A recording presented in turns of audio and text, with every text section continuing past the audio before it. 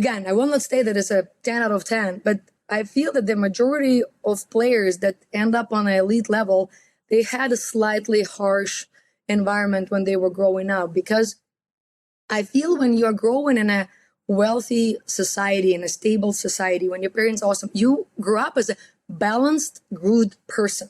It doesn't mean that you are bad, but your internal grit and will is slightly different from when you grew up with nothing, right? It's like... Well, welcome everyone back to another very special interview. And I got to give you a little background on this one. I had the great pleasure of meeting this individual that I'm going to introduce you to in a minute at the American Volleyball Coach Association convention just a couple weeks ago. And we had such a fun time, in the breakout session that we were in. And I knew I had to connect with her afterwards, just based on her story, her background, some stories actually she shared during the convention with me. And so I'm super, super excited to introduce you to her, because I had such fun talking with her before and connecting on LinkedIn, all this sorts of stuff. So today I get to introduce you to Nataliia Klimenova. And I hope I said it correctly. I was practicing before. But to give you a little bit of background on Nataliia, she is a professional athlete originally from Ukraine. She lives in Calgary, Alberta, Canada at the moment. But she has over 20 years of volleyball experience as a player. She's played both indoor beach volleyball at the world level, including multiple national championships, as well as numerous gold medals and MVP trophies across Europe. She signed many professional playing contracts around Europe, which we're going to talk about as we get into this, and was even a Ukrainian national volleyball team member and won this national honor of Master of Sport. She attended Mount Royal University. She was a Cougar for the varsity volleyball team there. And in 2022, helped the Cougars to a second place finish in Canada and won the silver medal in the National U Sports final. She now runs Nataliia Volleyball in Calgary, Canada. And I could go on, but I want to ask her questions. So Nataliia, thanks for being with me. Thanks for taking the time. Thank you, Matt. I'm so excited. I'm very excited to share not a very bright story, but the story that took me where I am right now. Yes. Well, and it's so important, I think, that we have to dive into this and talk about this. But I will start off with something a little funny, right? We had this debate. There was this kind of question I asked the audience when I first got up at the AVCA convention, and because I'm a volleyball dad, right? And I'm a hockey dad, and I've got 2 girls and a boy. But for my girls playing volleyball, I was always so confused because my girls are back row players, which, again, some people watching this, you're not familiar with volleyball, but they stand in the back row. It's kind of that simple. But there's one position that's always confused me, and it's the pronunciation of this position. And so I asked them, is it libero or libero? And so Nataliia talked about playing in Italy. She's like, it's libero. And so we had this really fun discussion, at the AVCA convention. So I don't know if that's going to solve any problems, but darn it, we're talking about it. We tried. So please, everyone, say libero if you would. Nataliia, I love asking this question first. I want to get into your path because I'm very curious about your path, but I want to start off with this question of what's one of the greatest memories you have from your playing days? I think the first thought that gets into my brain is that, as you've said, that your kids are DS specialists and liberos and playing defensively at the back row. So I am 5'6", so I was not gifted from God or Mother Nature genetics with very tall height. So while I was training through my high school, we were in a small town where we had a Super League team that competed in the national championship of Ukraine. And so we were those little kids that would check the balls and clean the floors. Yes. And so you looked at those females as goddesses, and you wanted to be one day one of them. So with the whole city, it's a huge hockey arena. Everyone knows their name. So I dreamt about being one of them. And so in a grade 11, so we in Ukraine graduate from school at the 11th grade. So you kind of can either sign for the B team under the Super League team and potentially kind of grow into become a starting member of the starting 12 players, or they tell you no, and then you kind of go and explore other options. And so when I vocally were like asking the coach to give me a chance to represent the higher level. He said like, Khalil, look at you at the mirror. Like, you are not even 6'1". These people don't play volleyball. So he like put cross on me right away. And it was probably one of the hardest things to accept at the time. And I even believe right now, looking back, let's say I would use the word like hated parents, like as a teenager, when they told me that, you know, like volleyball will not be with you forever. You have to invest into your education because at the age of 30, you have to turn into like an average mortal human. That's how I use the term for people that are outside of sport. Yes. And like, it's okay if you can play recreationally. And I was like, no, I want to play professionally. I want to represent the country. I want to travel. I want to be paid for playing volleyball. And they were like, like kind of like lower your expectations. And it kind of hurt me at that time. So I was like, you know, like, you watch, give me some time. And so the brightest memory was that I spent so much time playing somewhere else. And then in 8 years after I graduated high school, I had an opportunity to play in my home gym arena, in that huge hockey arena, in the opponent team who in the final played my hometown team. And we won.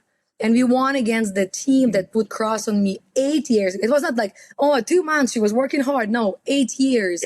And then the next morning after the final, I got a call from the head coach of my hometown team. And he was like, Nataliia, we want to offer you a contract.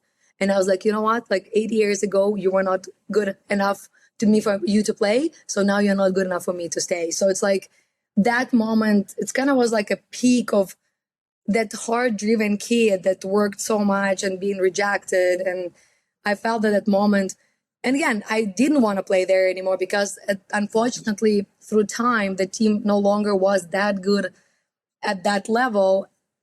But it's also gave me that power to say no. Like, you know, like I felt that it was all that hard work, that phone call, like it just was like, I can retire right now. That was my feeling. That's so good. Well, and I think we underestimate two things that you said. One is to have a dream, right? Because I have that thing too, right? If I don't know, I think we're conditioned maybe in society to be like, you know, keep your expectations low and, you know, only the top 1% go. And do you really think you're top 1%? So we discount it, right? And so that's a tough thing. And then just the ability to like put the work in, and like you said, the hard work paid off, and you did the hard work not knowing what would happen anyway. It's not a guarantee of success or achieving your goal or making this team or that, right?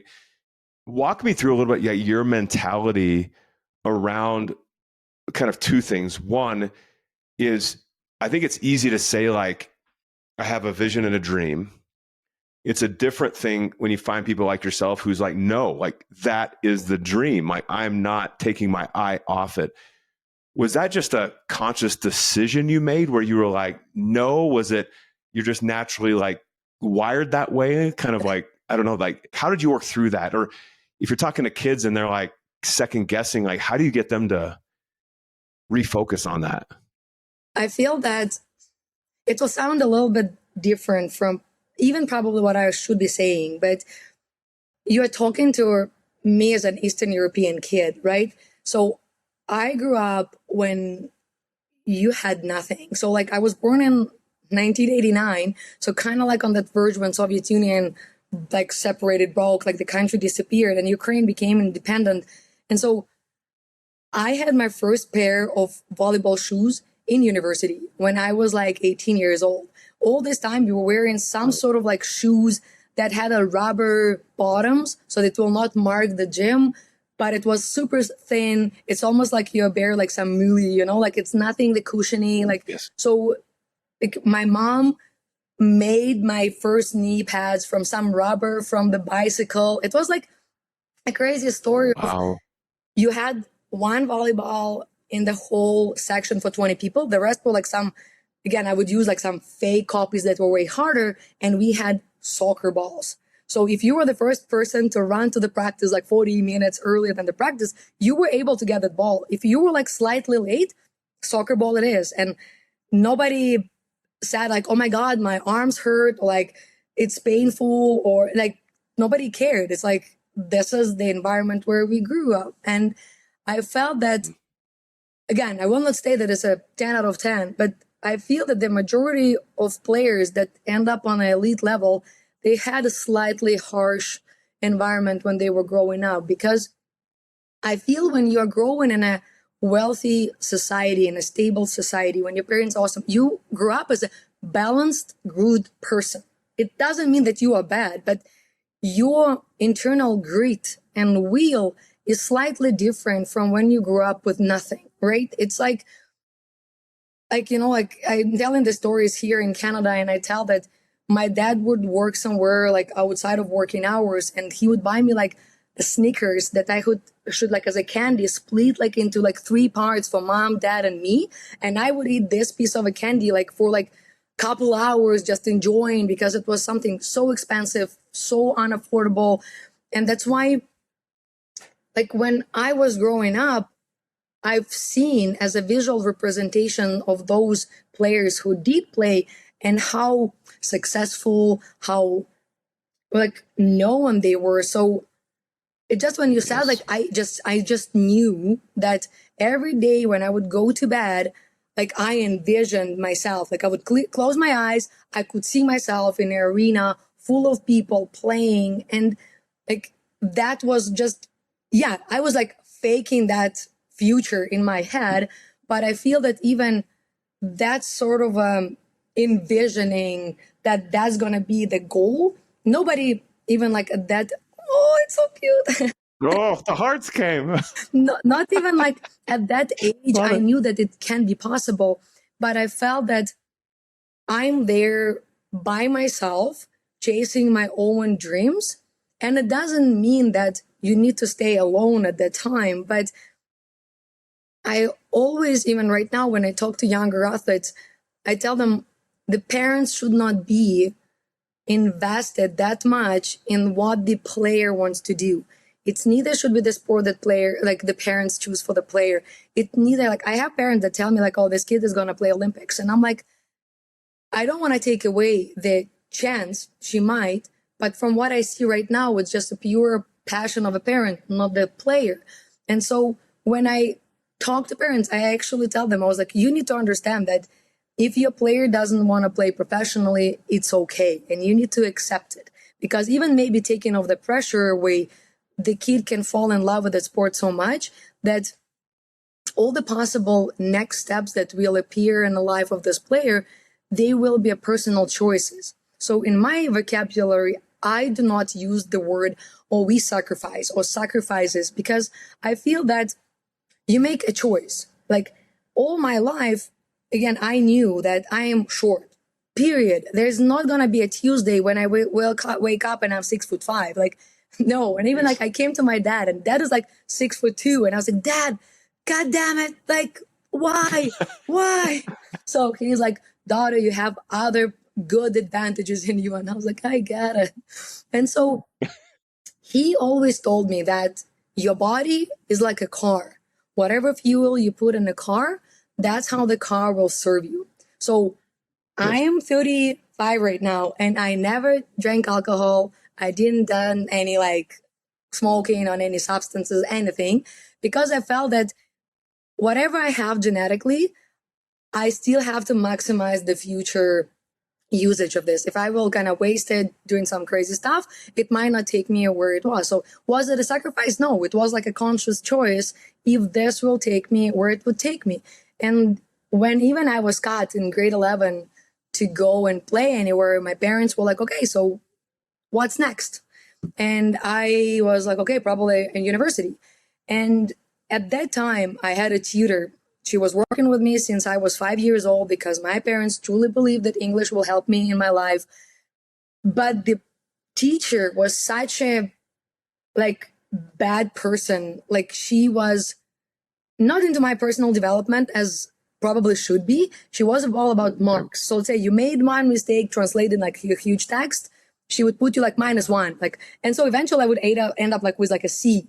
And I would come home and my dad would be like, so daughter, how was your English? And I was like, oh, I got a C. So here's a side effect of Slavic people, right? So I would be beaten. Like I would be punished. I would be physically punished where like you like English and punishment was like a very clear correlation. So when I graduated from school, because my dad would tell me like, this family doesn't eat everything that we potentially could eat. We invest in your future. Like, we want you to be so smart, and you think about your stupid volleyball. You want to train in the gym. You don't invest so much in classes. And so it was also like hard for me, because like now it's a rejection from parents from what you want to do. And right now, when I'm a mature person, I look back, I do understand that they wanted the best for me, right? Because like, unfortunately, again, I would still say like Slavic society, they prepare you to work in the plant, from the factory, like from 9 to 5. So they didn't believe like in, hey, travel the volleyball world and even like become an entrepreneur, right? So for them, it was outside of their cliches thinking. So they were trying constantly to push me back. And so when I had to choose what to do, my parents offered me to go to the capital, like to Kiev, and study maybe being a translator, work like for like foreign different diplomats. And I was like, English, hate, I don't want to do it. I'm like, don't talk to me. Like, I want to bury that experience. And so I was slightly into biology at that time, and we got one recruit come into the gym in the later like months of the graduation year. And she told us that in the Zoo Veterinary Academy, they're starting a volleyball team. And I was like, okay, cool. Like, I do love animals. And so I went to that academy, studied there for 8 years. I got the master's in that. My parents also wanted to flex. The daughter has any other educations. My mom wanted an economical degree. So parallel to my university, I did another degree. My dad was a government person. Wow. So I went to the Military University of Air Forces. I'm a junior lieutenant. I was prepared to work for the government. So it's like they put all their like expectations, their goals. They just want to flex in front of their friends, probably, what I achieved. And then when I was done with school, I was like, I'm done. Like, I've been playing through all this time. Like, I want to proceed volleyball. I got an offer to get a PhD and stay as a prof in university. My mom was like, yes, that's a dream. Like the perfect path. Exactly. Yes. And I was like, nope. I was like, I am giving up my rental apartment and I am on to the world. And they were so frustrated with that part. So I feel that was like all this like long stories that, as much as, yes, you have to find people that will support your beliefs, your dreams. It's like, I would say, surround yourself with people, like people who want to play, people who want to be successful. Because unfortunately, as much as I didn't believe this when you were a kid, like your environment where you grew up is like impacts your future. Because like, if like, you know, like I recently even saw a video, the man was saying that you want to be around high top level successful players, like to even get the microbacteria like from them, because it's such a highly successful. I was like, what are you talking about? But this is kind of like how you get the influence of getting where you want to be. And again, cliche, but getting out of your comfort zone. Like, was it comfortable? 100% no. Did you know what you were doing? Yes. No. But if you have that vision, the opportunities will come. And I feel that being uncomfortable making that choice, even when you are young, and even if it's resist the influence of society or parents, the whole family. Again, I would sound probably bad for parents, but give it a shot. Well, to your point though, as parents, right? So, you know, I have three children, and as a parent, you want your kids to do amazing things. 100%. You want them to become amazing things, all those sorts of things. And, you know, as a parent, I've fallen in the trap of like, my wife and I are talking like, over the years, like, do we want this more than them? And so to your point, it's like we can support our kids, right, as parents, but the ultimate decision comes down to the child and the kid and the athlete. I don't care. I'm talking from very young to you're a professional and you want to keep playing professionally, right? It's the choices, the vision you have and the choices you make matter, right? And so your story, I love it about, and I can't even imagine, right? But growing up with nothing, you created this vision, you knew you wanted it, you saw it in those other women, and you're like, that's what I want, and that's what I'm going after. And that was because like of your circumstances, that you wanted more, you wanted better, and the choices you made lined up with that. And I think athletes need to hear that it doesn't matter what your parents want, it doesn't matter what your coaches want. It's like you have to make that look in the mirror and make a decision of like, 100%. this is what I want. And if you want it bad enough, you're going to go do it, or at least take the steps to position yourself to be successful, right? There's no guarantees in life. That's for darn sure, right? I think that's huge. And so that lines up to my second, you already answered my second question, which because of that vision, you made the choice every day and probably moment by moment. And that's the other critical piece to. Yeah, Matt, like even when I was playing for that Zoo Turner Academy, like we were like a team, like, you know, it's crazy because right now when I'm in Canada and when I first came to play for university, you see the environment, the gym, the locker rooms, and you're like, oh my God, like this is probably what our top teams get.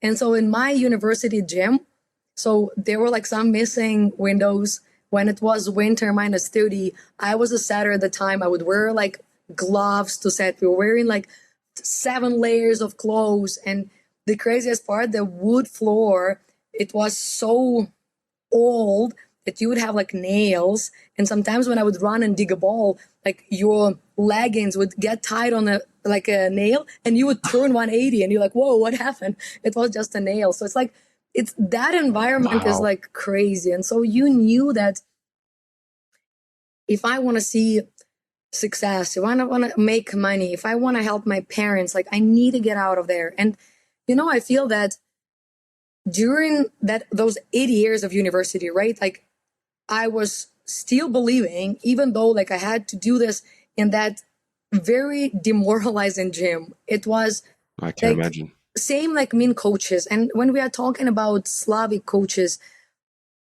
it's like, you know, like we for sure will touch more this topic and later in this interview, but they are different. It's not about like, oh, it's a respect, it's your mental health. No, like they don't care. Like how many times in my life I've heard like, we bought you on a market. You need to show the results. Like we don't care how you feel mentally or physically. Like, do you have an injury? We don't care. You're a foreigner. Go work. Like you need to work for your salary that the club is paying you. It's like, it's so different. And even like in that university, every morning like, I had an opportunity like to slip in and, you know, like not kind of care, but I would still like wake up. I would go to the stadium. I would go like working out. And a lot of my friends, they would make jokes that, oh, this is Nat, like she works out all the time. Like, you know, it's like, it was almost like fun way of that I'm wasting my life doing those things. So you also understand that here, like a lot of younger players will have to admit one thing, that when you are comfortable, when you're a sweet girl, everyone talks about you, everyone loves you, right? But then as soon as you still staying stoic, believing in your true goals and you work, and at some point you get better, this is when you start hearing like, oh, she changed.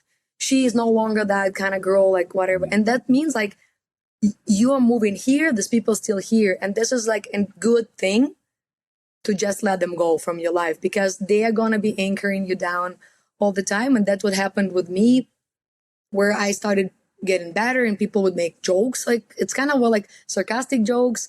And they're like, look at yourself, like you would never play. And then in that city, so the city was Kharkiv, and it was the second capital in Ukraine. And at that time they had Lokomotiv Kharkiv volleyball men's team. And they were so good in volleyball in Ukraine that at that time, Russia and Ukraine were like still brother nations before this war happened.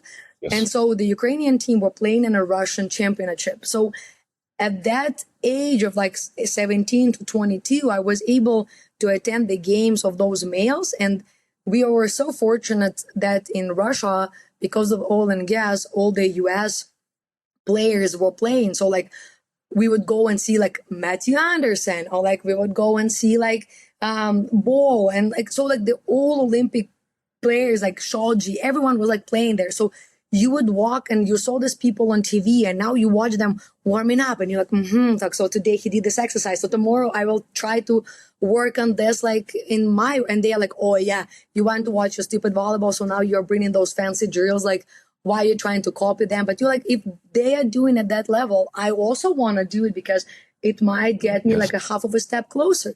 And so I even remember there was Zenit Kazan, it's on one of the top teams at that time, and they were coming to play.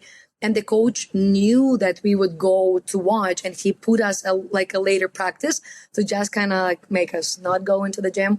And we all approached. At that time, I was a captain of the team, and I was like, coach, like, we want to go. It's like Olympic medalists. It's a dream to see them in person and even just breathe the same air, you know?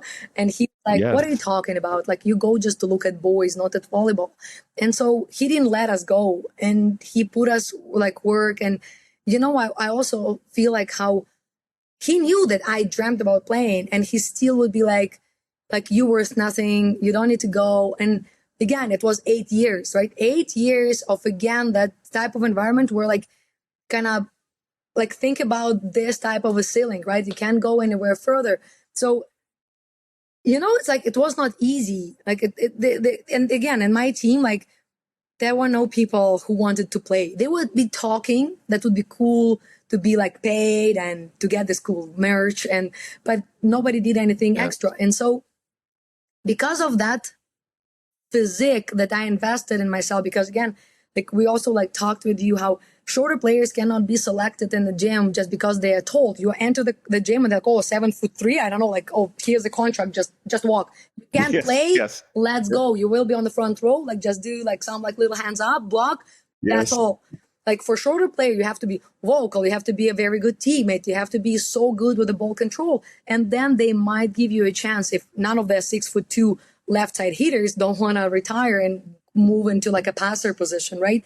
So I got a call from one of my friends, and she was playing beach volleyball, and she was like, hey, Nat, my partner got sick. Do you want to go? And I was like, I never played. And she's like, you know, like it's like tomorrow, so we don't have an option.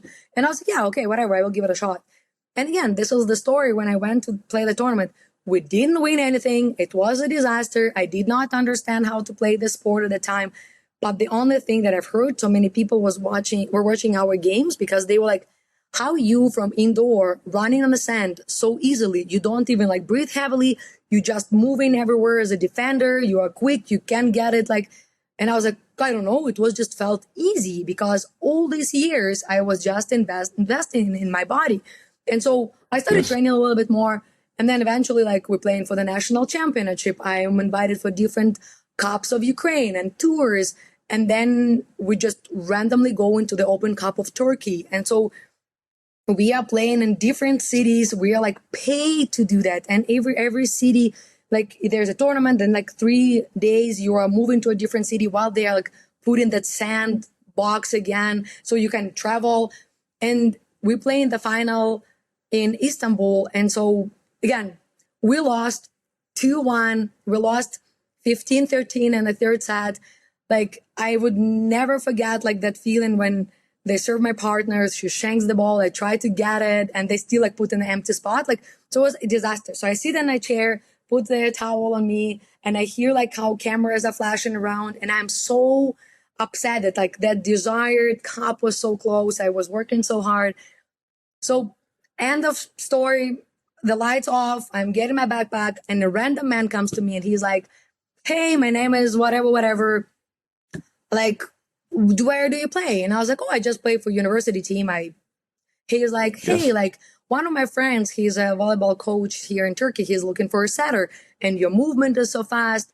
Do you want to give it a shot? And I'm like, yes, I want to give it a shot. Like, the same is like when you said that story when, like, you know, like when you meet with that author and you wanted to write a book. At first, like, you're like, oh, me, like, but I was like, you know, I don't know how, but it was not my conscious yes. It was just the voice that probably was always waiting for that opportunity. And so he's like, in 3 days, you have to be in Istanbul playing indoor. And I was like, okay. So I was like, not sure what is happening, flying back home, getting packed, coming to Istanbul. And Matt, like, he was telling me, amazing, get out of the airport doors. There will be this type of a car. They will pick you up. I'm staying with a bag full of my clothes. That's not. I was like, I will be. I don't think I'd get in that car. I would for sure be sold. It's a scam. It's like, I'm telling my friends, this is the location where I am. Like, whatever, send the troops. Yes. There is a black Jeep coming. The window is going down. Nataliia? I was like, Nataliia. He's like, get in. No last name. What I was thinking, this is crazy. Don't do it. So I'm sitting, Don't, I'm sitting in a don't. car. He told me, he's like, the owner of the club told me that we need to feed you. So we're going somewhere to a restaurant. I'm like, I need to use a washroom. I'm running to a toilet. And that time, their Wi-Fi was not that kind of easy to access like right Yes. now. It was like, Yes. I don't know, 2011. So I'm like finding a server and I'm like, give me the Wi-Fi. I'm sending that I'm in this restaurant. I don't know. This is the car, like license plate. It's crazy. Like, I'm looking back again. That's It's crazy. amazing. And then they end up like dropping me off the hotel. They are saying that the team will arrive in 3 hours. The team arrives and I find out that we are playing the Cup of the Balkan, like semi-island. So it's like Turkey, Romania, like Serbia, Kosovo. Like there were like a lot of different teams. And I was like, yeah, I'm short. And he looked at me as a setter. So I'm like, for sure, I'm a back row setter, just like, like from a back row. So I'm not. He's like fully tossing me in. I'm a starting setter. I've never seen these players. And we are playing in like a 10,000 people arena. And I'm like, Holy man, moly. I'm looking down at my legs. I don't have knee pads because I was so stressed that I did. And I was like telling myself, Nataliia, we destroy those knees. We get all the possible burns. We don't care. We need to play. Yep. So Do what you need to do. I was, again, even like right now, probably knowing a little bit more about psychology, like I will not recall none of those 5 days that I was playing that cup. Like I have those like flashes of like, we play something. I remember the conversations and then I can't recall like the chronology of this events because I feel I was so much under so much stress that I was not prepared for that and had just like tossed me under the bus. And so we played. We also didn't do well. So again, but he was like, I've seen very good traits of character that I needed to see. You didn't give up. You were working hard. You were running for all the balls. You were a great teammate. He's like, and we won against one team that we needed to win because they were the competitor during the national championship. So he's like, here's the offer. And, I was like so happy that at that time, we were joking with all of my friends for whom I was showing that they gave me this t-shirt and this one for the warm-up. And they were like, can you bring me one? Can you bring one? I was ready to play just for the shirts, not even for the money that they were offering me. That was like, just give me a chance, like that was the start of that professional play where like their opportunities that I used to get there were not that I was just in the gym, some big scout came, my parents signed something and I went. But again, would it take me there? And I was like, okay, God damn it, I will say yes and I will go. And after that, I played for another 10 years, like professionally, like I would never even guess.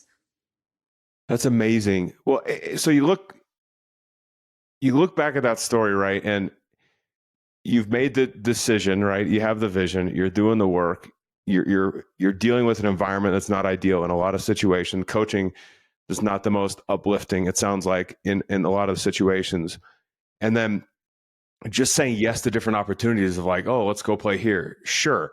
Like, yes, let's go play beach here. Yes. And then getting out of your comfort zone, what you said a while ago, right? Of like just saying yes to things, not knowing what's going to happen and not setting some expectation of like, oh my gosh, if I don't win, like it's not pressure filled of like, I'm not going to get a contract because you didn't even know the guy was standing there, right? In Turkey, for example, and right? for younger kids, it's like, do not have a desire to only play for good clubs. I get it. But especially when you are young, I truly believe that you have to play for maybe a mediocre team, but being a starter player, being the person that is a leader, pulls the whole team with them, instead of going under the 14 people roster of very, very good players, potentially not having that much playing time, and you will not be seen that much. When you will play and stay with your team instead of moving all the like to the best team, you might get more seeing, more opportunities. Again, and I'm saying that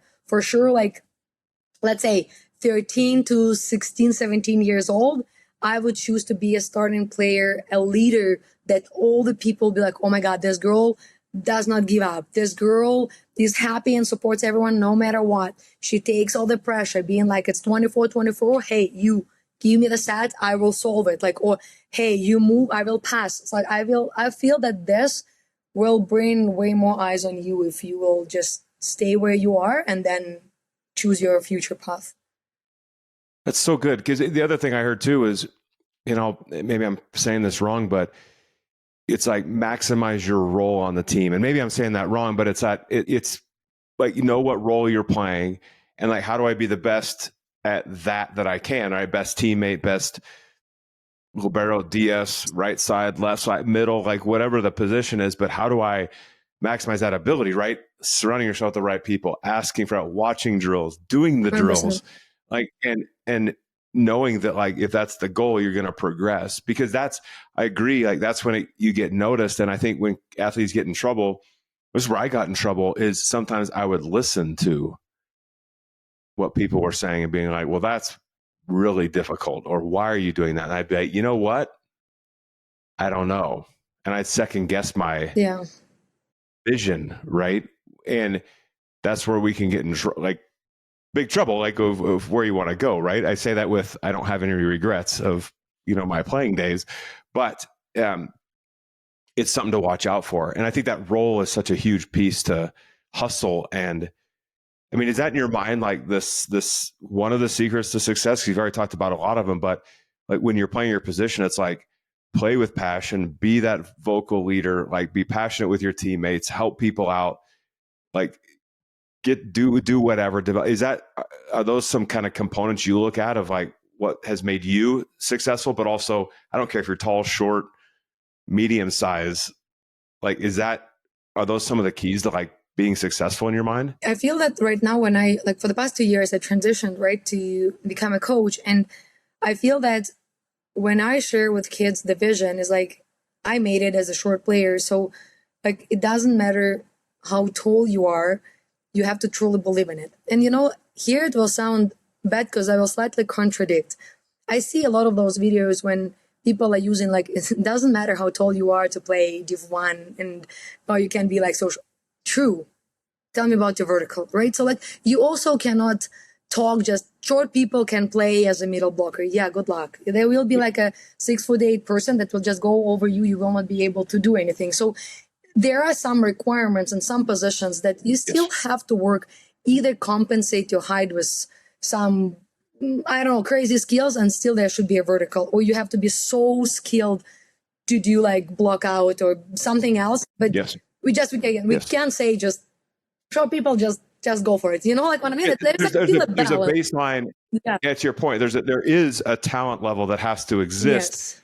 Now, I think talent, we kind of underestimate the work ethic, right? I don't know if you've heard nature versus nurture, right? So like nature, I'm born with it, which is, I think, a talent level.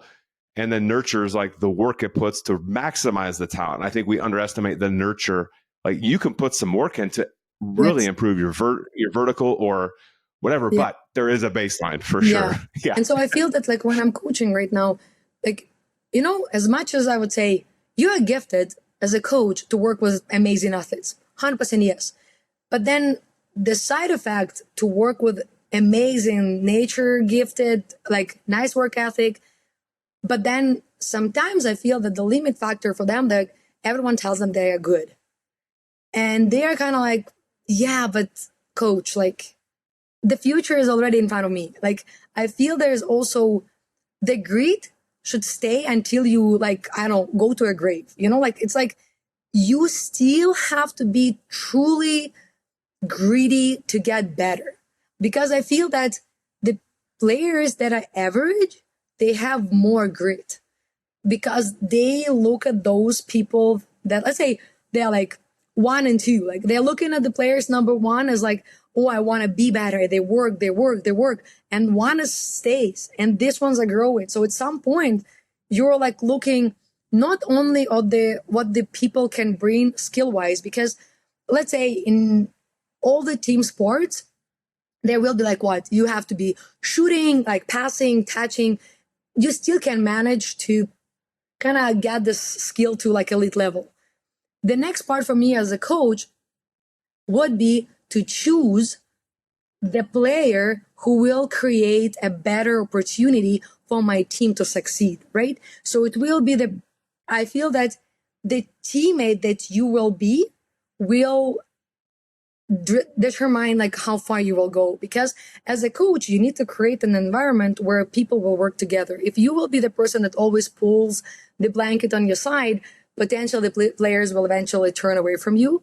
That's why I feel that being that person who is passionate, who has that warm heart feelings towards the teammates, who will not be like doing like this every time when somebody loses a ball, right? You can be like, okay, hey, we screwed up this ball, like next ball I will help you, seeing how they respond. So that's why do not neglect when coaches are telling you, hey, you have to be coachable, you have to listen, you have to do this. Sometimes people are like, yeah, I'll just score in like a first 3 meters and you will just choose me.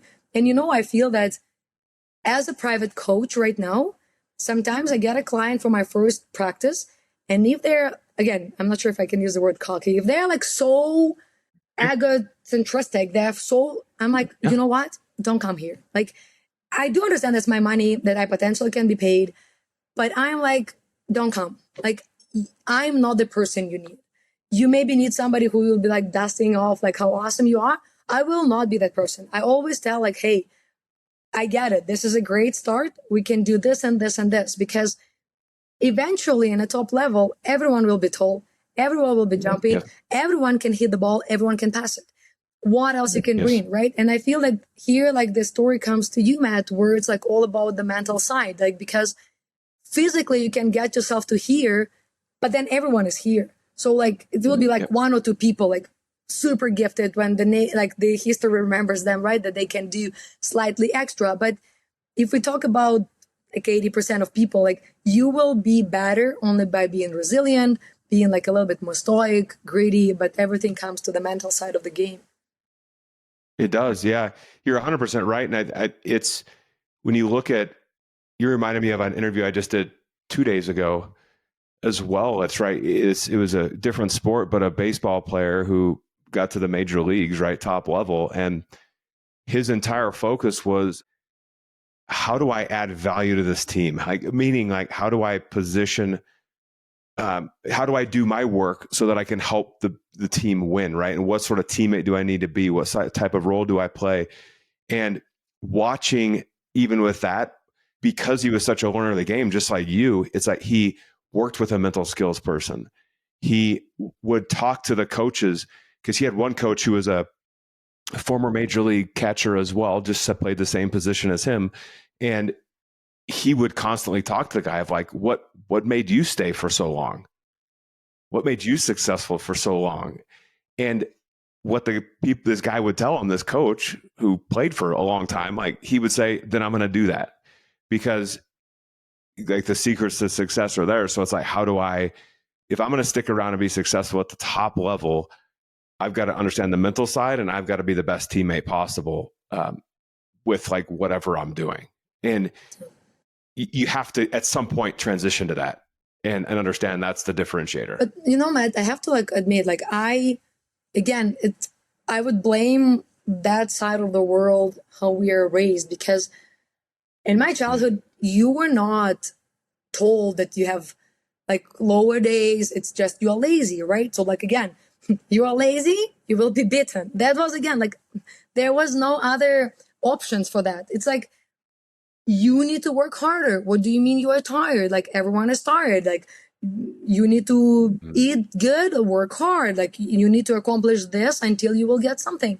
And so when my first encounter with a mental performance coach was, and they were trying to tell us, okay, so how do you get yourself to here? And I was like, okay, like I'm out. I'm like, what are you talking about? You did not even experience a harsh time leaving. And I felt that I was very resilient towards the mental sessions, because I was raised like, you are on your own, you with you, like the people that you're opening your heart will know your weaker points so they can hurt you more. So if you share your weaknesses, you're not strong, you're weak, you're not like gonna achieve anything. So I feel that all of that postponed way more my acceptance of the mental performance training. And that's how I feel that Right now, I'm constantly installing this to kids. I don't care how old you are. In all my like camps that we run, I invite professional people that run all of those drills, that share with them. And even a lot of my colleagues, they tell me like, Nataliia, they're too young. Why would you waste your money? Why would you waste their time? Just give them the ball, let them play. And I was like, I want to change this perception where I feel, again, I will not judge how it's done in US, but what I felt with Canada is that kids are playing one volleyball here, then they are allowed to use, let's say, to receive a serve with a hand. So it's another skill that they accepted like after 15 years old. And then Yes. I coached a couple liberos where I teach them like as a home base position, and then you read and you move. And the coach came to me and he was almost like fighting me. He's like, Nataliia, you're teaching this. I don't like it because at this age, the tendency shows that they are hitting this way. So I just teach them to stay.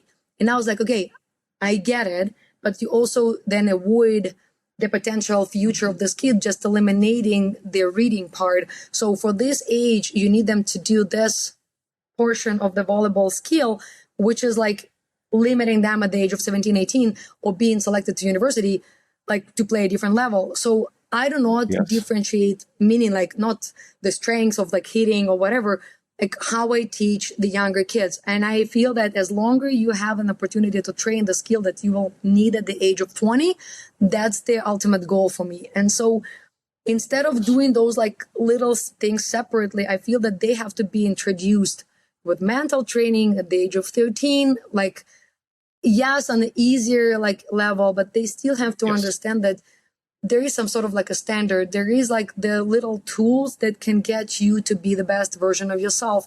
And so I feel, that the mental side, it like must be accepted, not by just universities and just maybe like top, like it has to be like a part of maybe a bigger program, like that it's almost like a mandatory to run it either for the coaches and for the kids. Because I always reference when I played for university, and you will laugh because Canada does not take away the eligibility from professional players in the women's volleyball. So I played here from 27 to 32. So I was a way mature person on the court. So I felt that I was that backbone of the team where I would be like, hey, like, I got you. Like, we're doing this one step at a time. You block here, I will move here. You just stay do this. And so instead of overwhelming the players with like the end result, I was telling them like little stages that we need to accomplish. And from the university experience, I felt that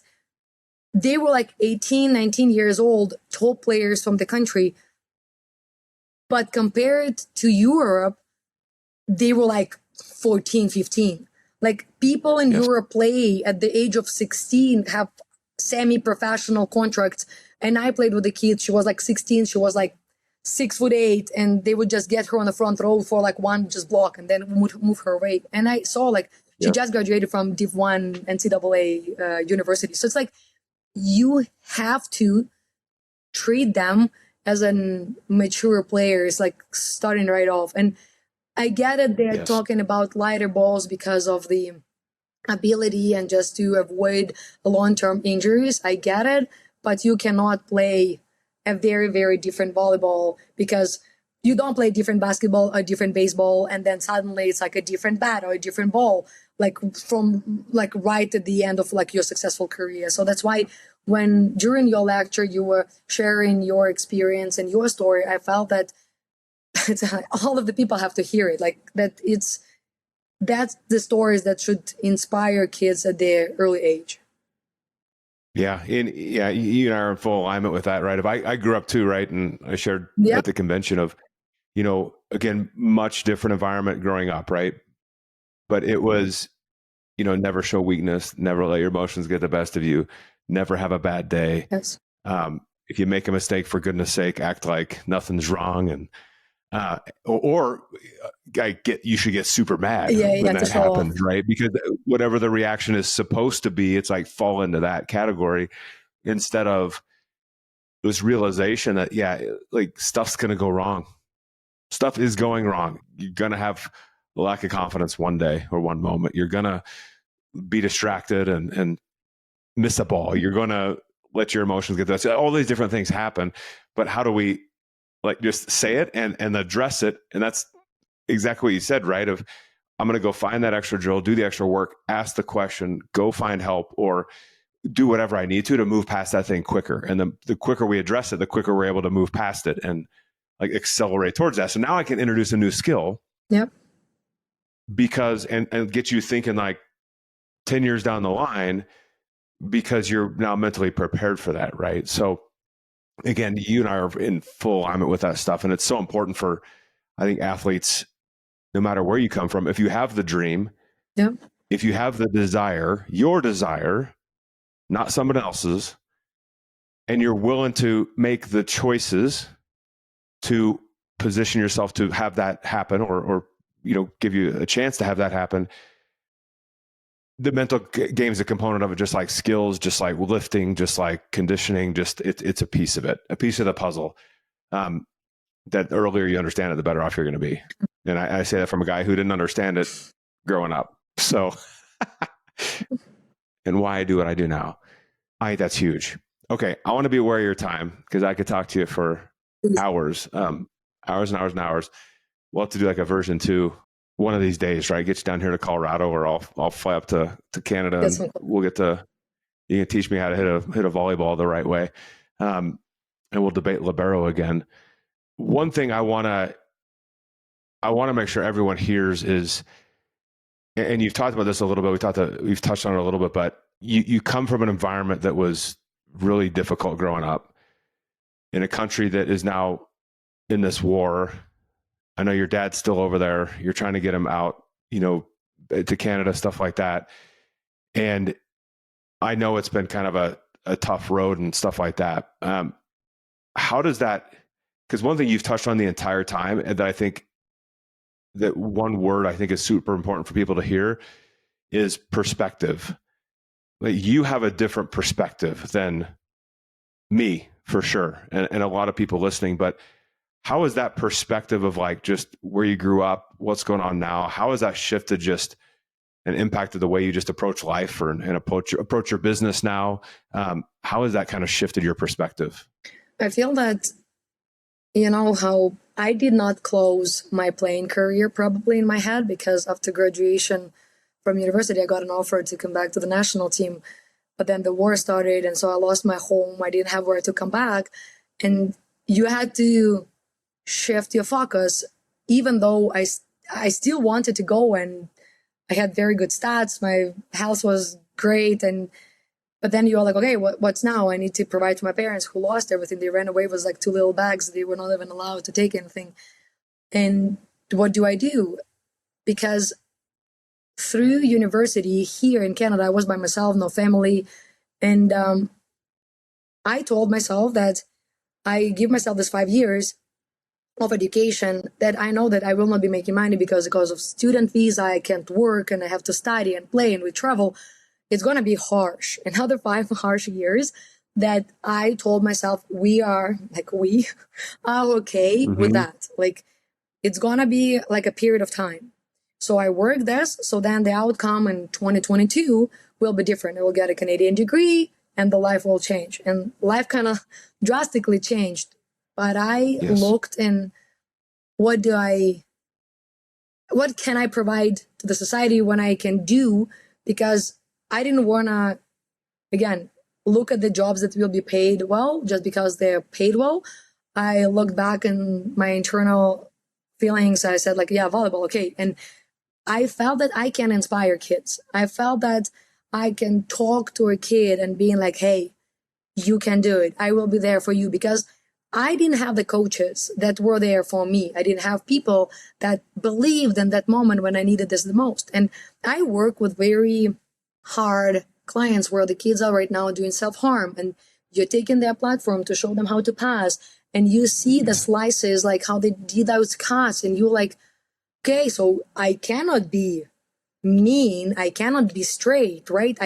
I need to get with that kid on such a trust level that nothing will impact the future of this kid. And then the craziest for me to get the messages from parents when they're saying, hey, oh my God, you talk my kid's language. She just wants to train with you.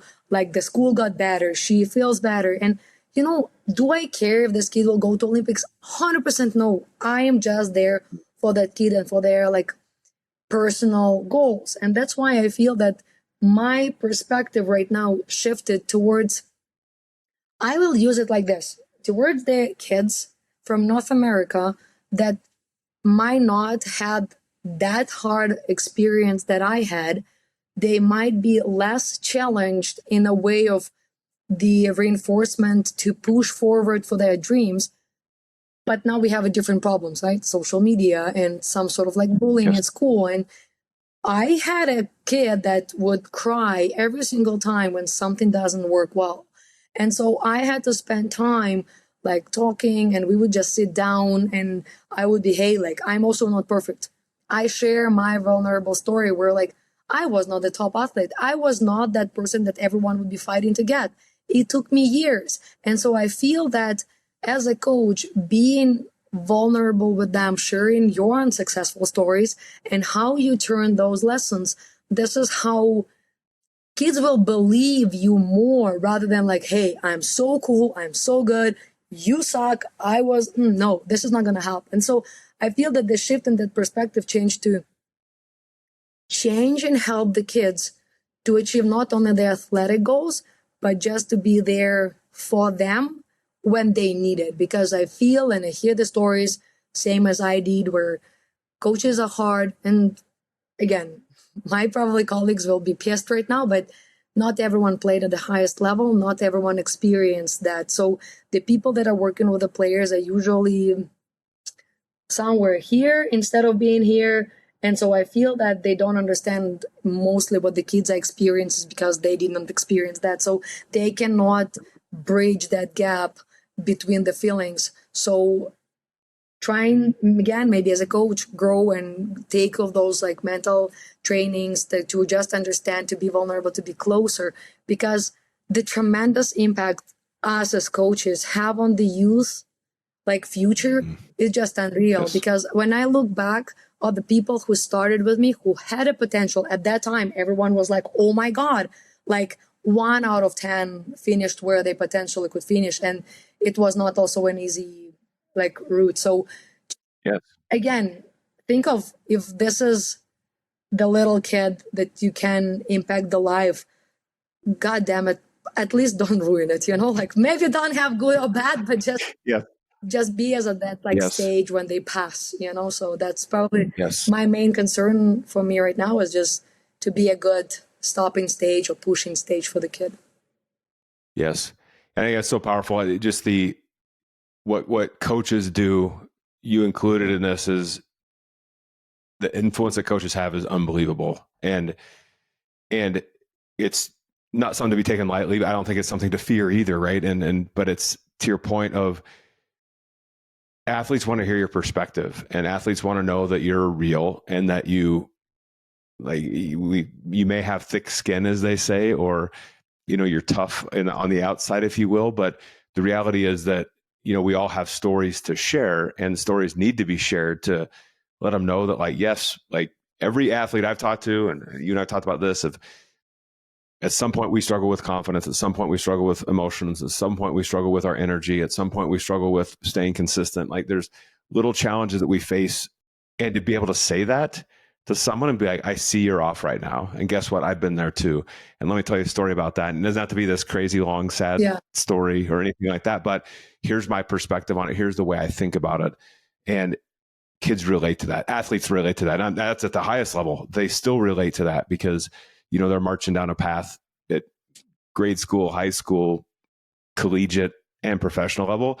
They're marching down a path that is challenging. So the power of coaches there. And that's why I love talking to you and just your perspective on where you grew up and how you've taken that. And now you get to share that with athletes and all the people at the convention, a couple of weeks back, and all the people you meet and come across, I think is really, really incredible.